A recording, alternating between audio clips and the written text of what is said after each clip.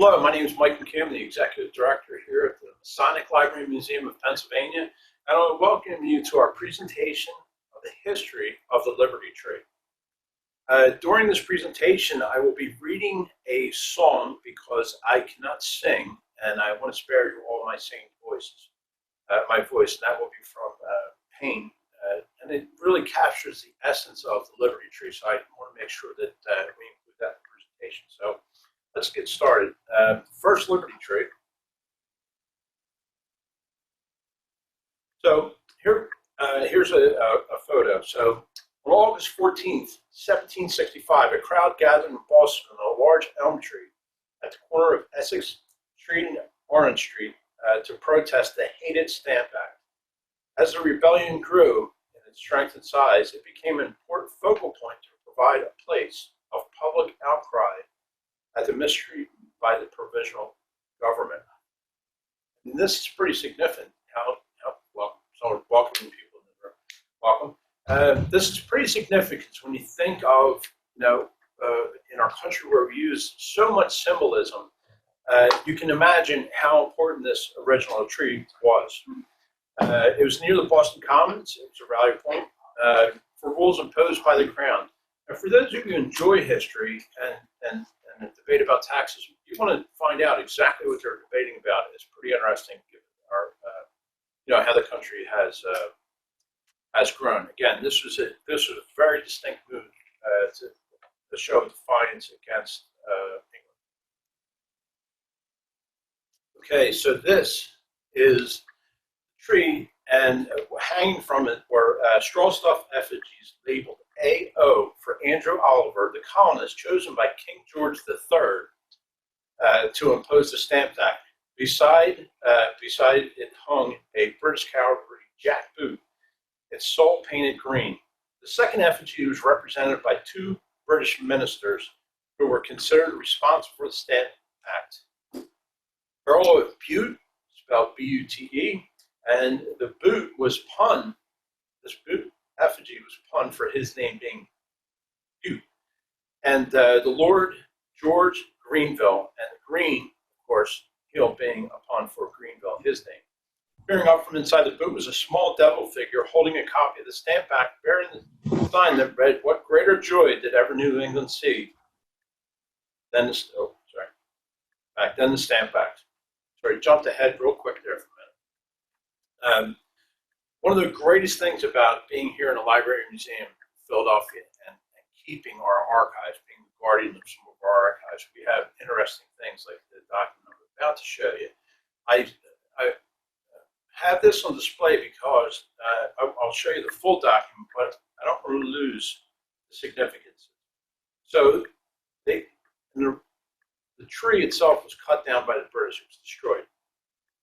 So now there's a stump there. So not being dissuaded by their act, now the place still is has this stump there. And what you see at the bottom of this document was printed and sold opposite the Liberty stump in Boston.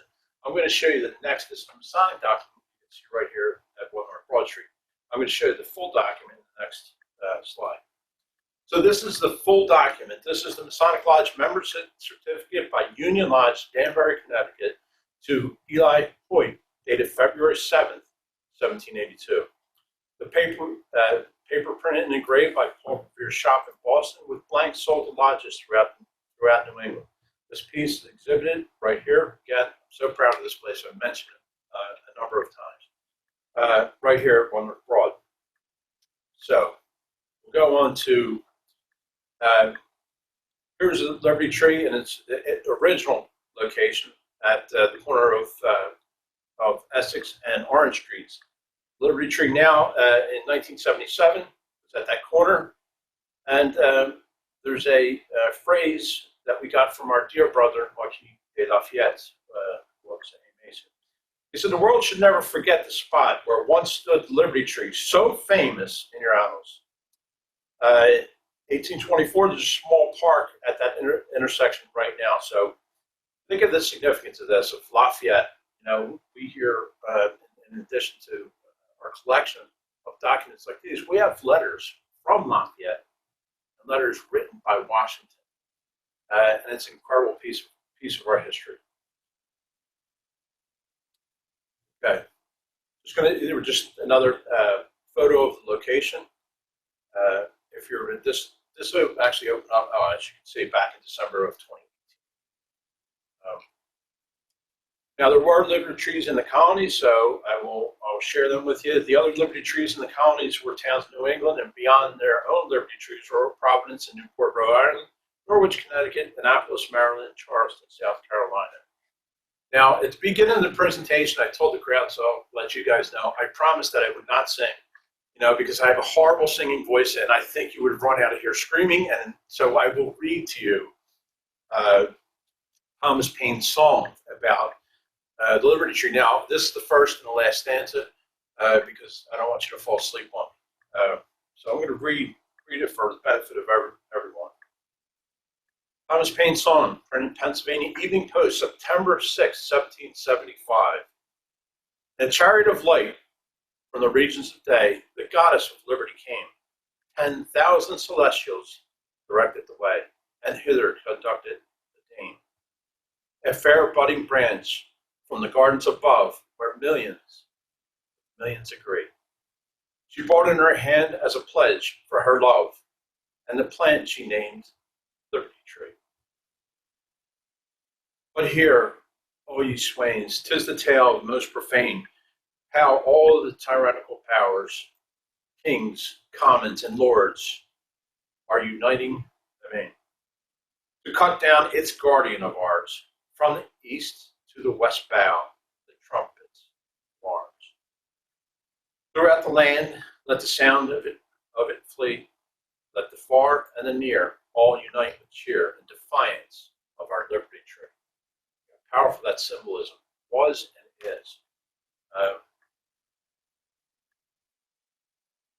So this is actually right here in Philadelphia, 18 feet or 5.5 meters, if you like, tall replica of the Boston Liberty Tree is on exhibit in the Museum of the American Revolution here in Philadelphia.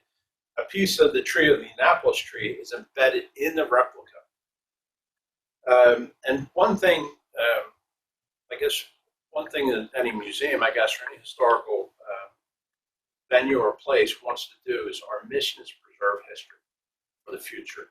And sometimes when you can preserve symbols of history in living form, that's pretty fantastic for us. So that'll lead into my next point about this. So we have the 226th anniversary, and I practiced one of these words. We'll see if I can get it right. To observe the 250th anniversary of our nation's founding in 2026, Pennsylvania Freemasons are part of the U.S. Semi-Quincentennial. Did I get it right? Is that right? Thumbs up, thumbs down? I don't know. I get a grimace in the middle, so I'm not sure. Semi-Quincentennial Commission, also known as the American 250 PA, sponsoring the Liberty Tree in 67 counties across the Commonwealth. So we have what the Masonic lodges, which is roughly 300 and some through the Commonwealth of Pennsylvania, each area is going to adopt a Liberty Tree. So we have an actual sapling. The trees that actually, seeds of these trees came from the descendants of the Annapolis tree, which was cut down in 1999 after the damage inflicted by Hurricane Floyd. But think about this. The tree at the time was estimated to be between 400 and 600, I think, or along the lines of 400 years old when they lost it. But think about that. 250 years later, here we are making sure that seed of liberty,